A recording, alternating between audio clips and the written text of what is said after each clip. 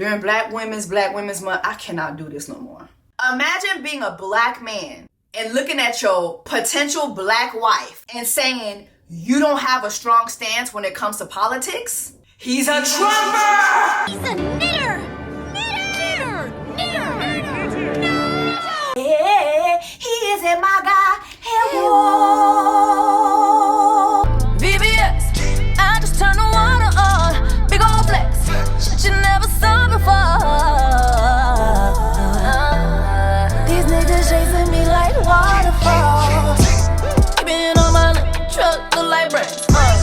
What's up, guys? It's your sister, Jessie Woo. Welcome back to my channel. If you're new here, make sure that you subscribe, so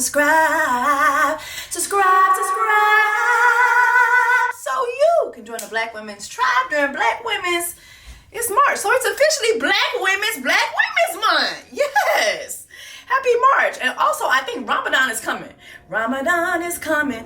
Keep Sean King away from all Ramadan functions. Thank you so much, okay? I do not want to see no Ramadan plates being sold by Croissant Louverture. Thank you so much, okay? But happy Ramadan, happy Black Women's Month, all my sisters. Let's get into this video, child. Y'all already see this title. Listen, I'm really trying my best to push through. I'm trying my best to hold on to your love. I'm doing my best, but I got to tell y'all, this at this point is torture. Let's continue. Episode 10 opens up and we see Lauren crying, carrying on, talking about how she hasn't seen JD Vance in a minute, you know, and that they didn't see each other last night. She reached out to him. He didn't respond. His text turned green. Texted him this morning and it was green, so I assumed his phone was off. And as she's talking about that, JD Vance pops up and he gives this sob story about how he was outside with his friends all night long. And it was so hard to be outside all night long. He was just on Lionel Richie time, but it was so hard. It was very hard though. I think it was very hard to even enjoy. To enjoy his friend's presence. So hard that he went from one bar to another bar. Then he ended up at a basement party where Molly and other podsters was at. And then something happened where he couldn't drive home. He had to call an Uber because next thing you know, I think the next day, he had to go get his car from downtown. And my car was downtown, so I had to get an Uber to my car and then drive it back over here. And he said his phone died. So, I mean, the man had a very eventful night. That don't sound like something that was hard to enjoy. Okay, JD Vance? That don't sound like a hardly enjoyable night. Please, cut the shit. Mind you, I just want to make note that he did mention that Molly was there, or maybe she did. I don't know, because I think Lauren says that she went to the party too. But I guess when she was there, he wasn't there. I don't know what the hell, but his face lit up a little bit when Molly comes up. But anyway, it comes up in the conversation that they talk about, you know, meeting her parents. And I'm just like, girl, why do you want to subject your parents to this? Like, JD Vance raggedy ass is one thing. Why are you, Lauren? You've already been subjected to all this torture. Why are you trying to include your parents as well? I'm very confused. Very confused. Are you addicted to misery? What is it? Tarzan and Jane have a photo shoot and it goes exactly the way I thought it would. Monica, what's yours? So apparently the photographer was her dusty ass sister. And after they take photos, they confront her sister about how she, you know, reacted to meeting him. And, you know, Jane pretty much lets her know that she didn't appreciate the way she came at Tarzan. And I feel like you didn't give him a fair shake. And her sister tried to say the whole thing, well, you know, you're gone for a month and you pop up with a stranger. And it's like, no, girl, you are jealous of your sister. You're jealous because you're the oldest. Remember when they met her family, her sister's whole thing was, I'm the oldest. I thought I would get married. Then keep in mind, too, that the guy that her sister is with really wanted Jane. He didn't really want the sister. He wanted Jane, okay? And then you have Jane getting married first. And not only is Jane getting married first, But she's getting married first on Love is Blind, and now she has millions of fans all over the world rooting for her, okay? So she tried to walk it back and basically say that it was just because, you know, he was a stranger. But then she says that his energy was just too high. Like, you have a ton of energy. I love that for you. And I'm sorry, like, girl, this coming from you and your family who was doing the fam jam, like that's y'all literally introduced yourselves to Tarzan with a swamp song. Like, it was white people on tambourines, white people on drums, white people on flutes, like, y'all was doing all types of foolery. Then you introduce this man to a communal sock bin, and you think that his energy was too much? Please. Girl, f you. Virginia and Devin meet her mom. And you know what's the first thing I noticed? Virginia has a normal tone speaking voice with her mom. I think we just commit to like working things out. Cause now we're not getting the head cocked to the side and then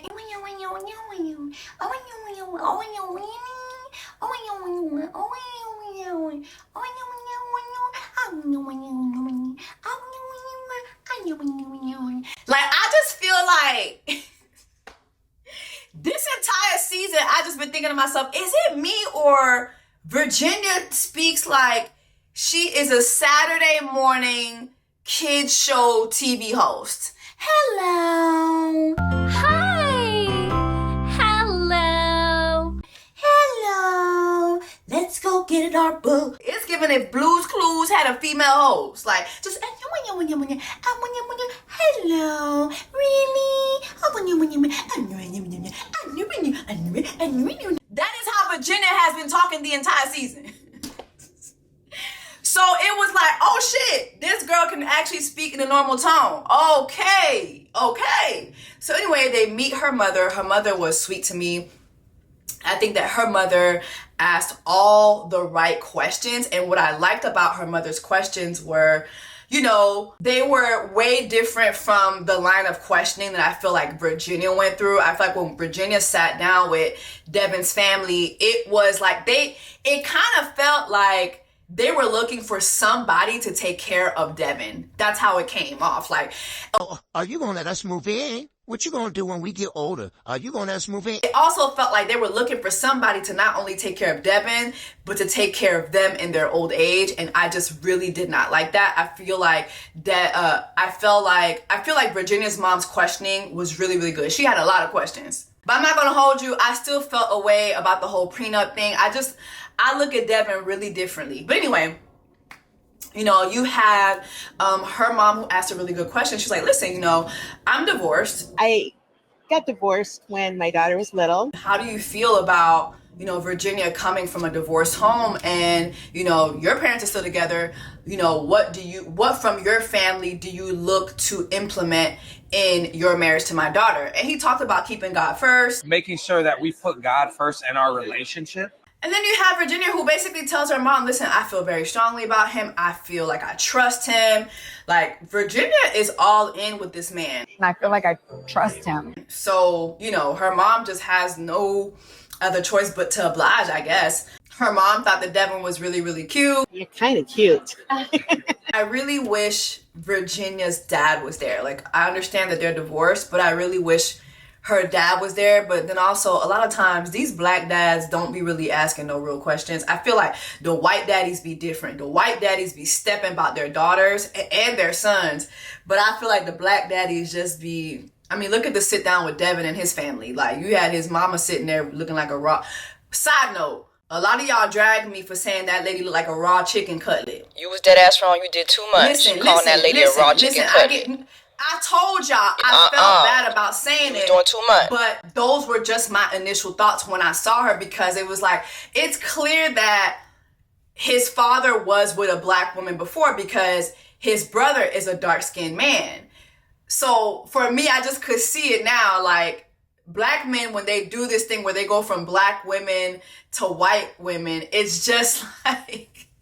the standards just don't be standarding, and then now you got this lady who looks like what she looked, And Devin's sister got hit really bad with her jeans too. But I said what I said. And later on in these episodes, we're going to come back to that. We're going to come back to that. But I do wish that her mom had some backup, or maybe that her mom was more on, I don't know. Remember that lady from last season, how she was by her daughter? I will just tell you hurt my daughter. I will cut your balls off. Yeah, I kind of wish she had a little bit of that in her, especially after the whole prenup thing. Lauren has JD Vance meet her mama. And to be honest, I think this woman just loves misery. Because there is no way I would bless this man with my mother's presence. Like, hello. It's so nice to meet you. No way. Then you have her mother bringing up the whole friends thing and saying, hey, like, you know, I know they're saying whatever, but they don't know my daughter. They do not know my daughter, and this is not their business. What you guys have going on, that is your business. And this man is still windmilling for his friends who Lauren has never been given a chance to talk to. He brings up his sister again. She's just being a protective older sister, and like the fact that his sister was so worried that he was going to end up with a reality TV star, hungry for fame person.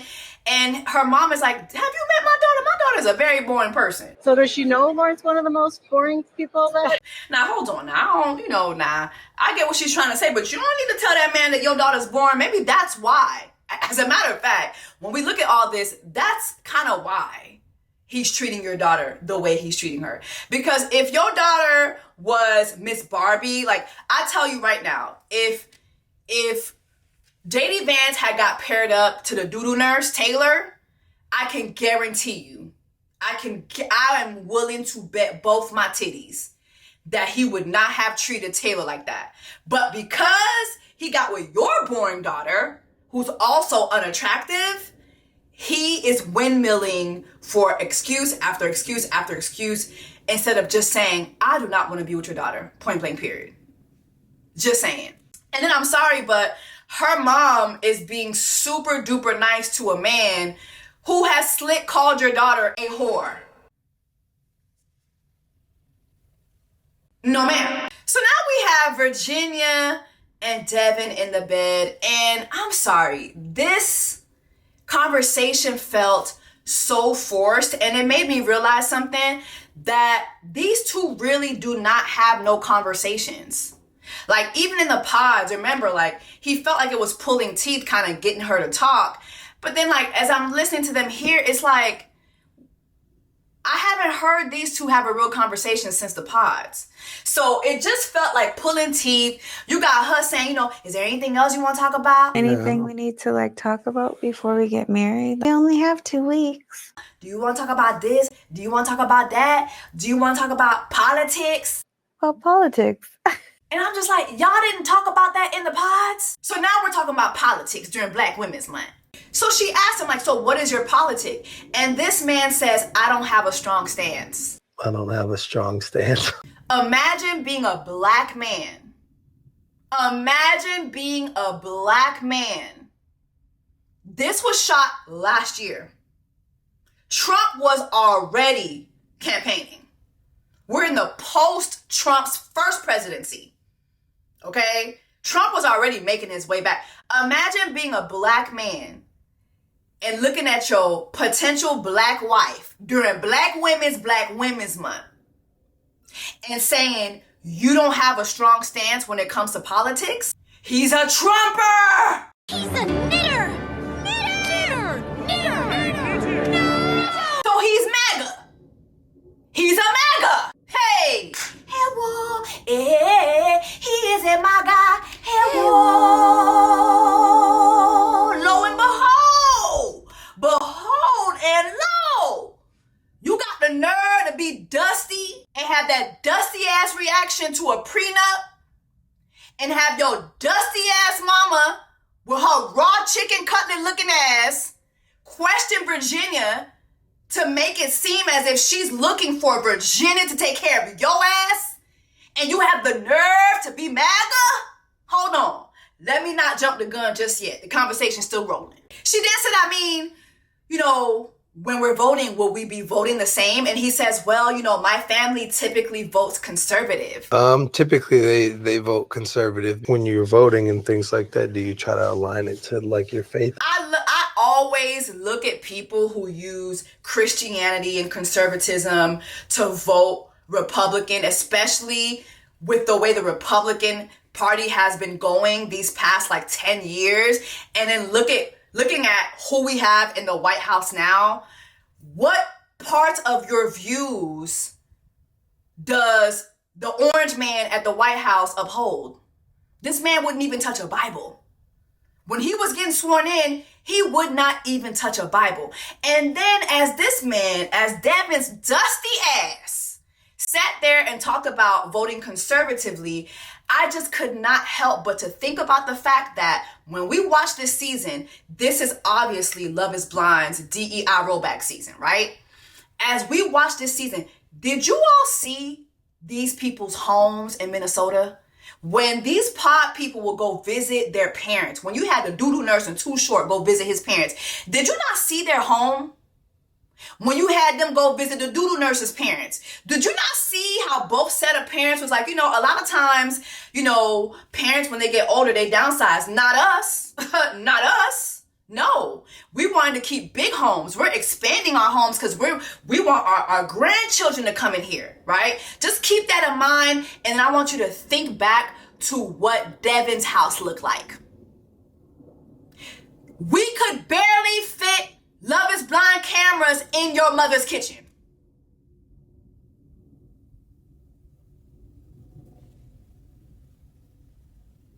These white people got horses in the back. What did Devin have? A pig.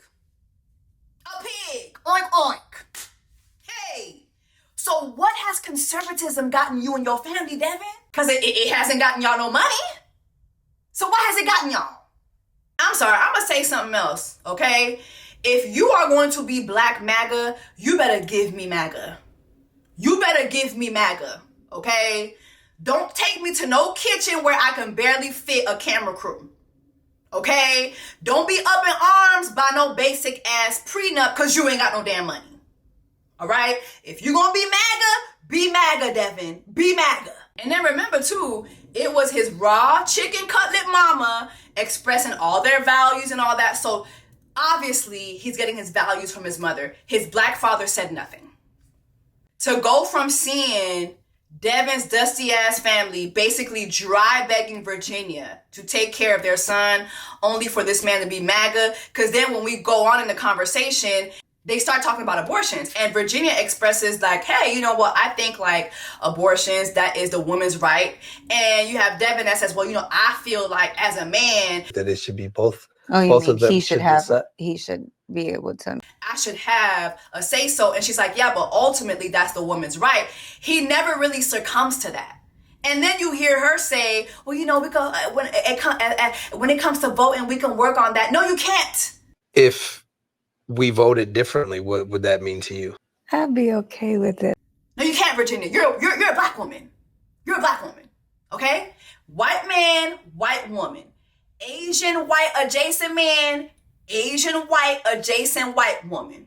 Latinos, okay? Other white immigrants, okay? It's a long line. It's a long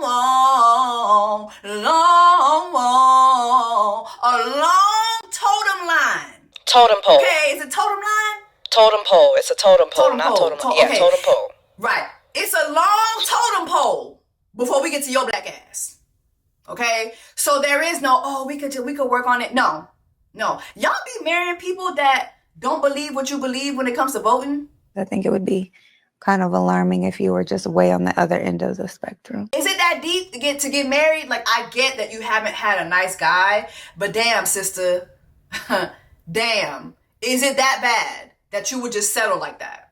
I would hate to see this lady catch an L during Black Women's Month like this. Oh my God. Speaking of MAGA, we got Mr. MAGA and Susan B. Anthony meeting her sister and her sister's partner. And to be honest, this whole link up to me was weird. It just was weird. And I love the way her sister and her sister's partner were able to clock that Susan B. Anthony and Mr. MAGA have no business being together, okay? Susan B. Anthony's whole thing is we had this weak moment in the pod because I brought up LGBTQ issues. He was like, accepting equality should not like get in the way of your relationship with God. And, you know, he didn't take a strong stance as being supportive. And then it's like, her sister clocked it because her sister was like, well, okay, he goes to church every week. You haven't been in a church since Jesus died, resurrected, and went on home to glory. You don't go to church. I don't go to church. So none of your views align. None of your views align. And then you have Susan B. Anthony talking about, well, you know, all I want is like, I don't want to be going to no church where there's no acceptance for the community. And her partner was like, girl, we're not looking for anybody to accept nothing. Like, quite frankly, I don't give a fuck if other people will accept me. We're not looking for that, right? And as I'm just watching the scene, I'm just like, okay, this is just very performative. I'm sorry. And I could tell her sister and her partner clocked that because it's like, why is this the focal point of what you're talking about, right? And the fact that you are making it the focal point of what you're talking about when it comes to you and Mr. MAGA getting together, why did you get engaged? Because it sounds like you already knew what his stance was before you got engaged. Then you have her sister's partner basically letting her know, listen, I think Mr. MAGA went away for a minute and the girl was like, listen, y'all are not aligned. Finding someone who is your same is not the same as finding your complement. Y'all are not aligned. Y'all need to have better conversations. And girl, as a viewer, I've been sitting here watching paint dry for 12 episodes because I've been saying the same shit. I've been saying the same shit for how many episodes of my reviews? Susan B. Anthony and Mr. MAGA literally do not agree on anything. But they come together and they say, oh, we're aligned. We're so aligned. Is alignment in the room with us? Is alignment in the room with us? It's not, baby. It's not. That's what I thought. It's not. It's not. It's very, very clear that her sister and her sister's partner was just not buying it. They're not buying this union at all. And neither am I, baby. I tried to put a quarter in the machine and my quarter came back out. Can't buy it. Now we down to the bowling alley with Mr. MAGA and Lauren. And to be honest, at this point, I need a wellness check. During Black Women's Month, I cannot do this no more. I cannot do it. We're almost there. We're almost there. It's almost there. They're dragging these people's story too long. I know, baby. I know. Hold on, baby. You got this. Killing me with this shit. Jesse. Yo, killing me with this. Robert. Hold on, just for a little while longer. Okay. Let me check my notes. Okay, so JD Vance says that he brings up his sister again. Lord, he says his sister was so upset that he went on this experiment. His sister told him, you know, I could have fixed you up with somebody. I had the Minnesota baddies lined up for your ass. She just didn't expect me to get this far. And I kind of led her on to be like, it's not going to. Why would you go on this experiment? And I'm sorry, is this man worse than Tim or what? Do y'all remember Tim from last season who could not stop mentioning his dead sisters? At this point, bring your sister out. Bring your sister out. I have words for your sister. The sister better be down to the reunion. I know that. I want to know. I want to hear your sister at this point. Stop telling me what your sister said, JD Vance. Bring your ashy ass sister outside. We not finna jump her. Put them earrings back on. Be professional. Well, I feel like jumping her. I ain't gonna hold you. I don't care. Let's keep it professional. So then you have Lauren talking about, you know, them meeting her family. And he's like, listen, like, I don't want to waste your time and meet your family, you know, and I don't want to waste your time and have you meet my family. My family is not going to just meet just anybody. They don't meet just anyone. Imagine saying that to your damn fiance. Your fiance. And whoa, like what is going on? And then Lauren is still sitting there. I don't want to waste your time either. Girl, why have you not gotten up yet? I need you to rise. Rise. I need you to rise immediately.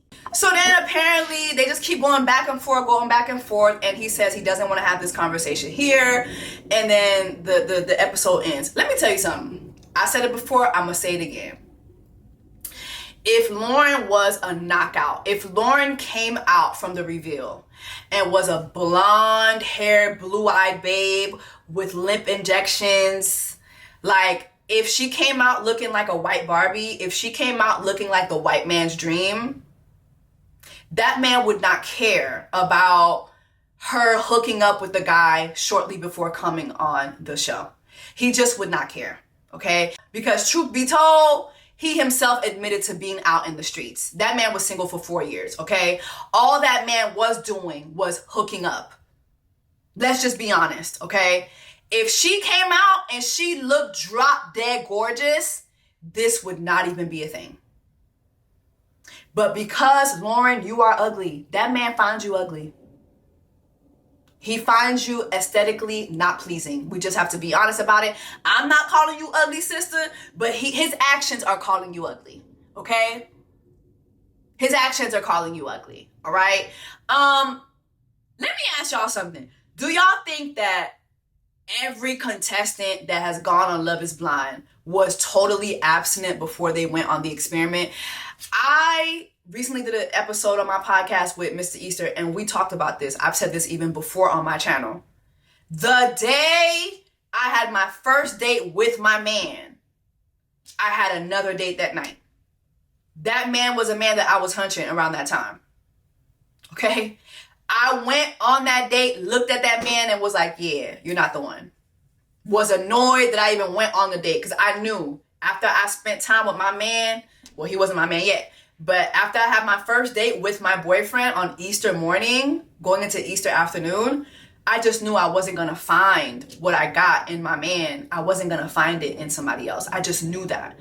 I didn't need a lot of convincing. I felt the feelings. I felt the sparks. I knew he was my person. And I can only imagine how single and miserable I might be right now if my man would have held it against me that a week before I was tootsie rolling on somebody else's zuzu, okay? Because I was. We were both single. We were both outside. That's what single people do. But sometimes you meet your person and you just say, yeah, I'm going to drop everybody. I don't got the time. And I gave nobody no explanations. I was dating like 4 guys at the time. I cut everybody off. Text bubbles went green. I don't owe nobody no explanation. Y'all didn't make me y'all girl. So I don't need to explain nothing to y'all. That's how I saw it. Drop it in the comments and let me know how you see it. But I refuse to believe that everybody who's gone on Love is Blind, you know, just was totally innocent and did nothing prior to coming on the experiment. It's an experiment, and you're not guaranteed to make a connection. If you do, great. But imagine meeting who you think is the love of your life, and they torture you the way JD Vance has tortured Lauren, all because she had a life prior. It's just insane to me. Comment below, let me know your thoughts, and I'll see y'all in the next review. VBS, I just turned the water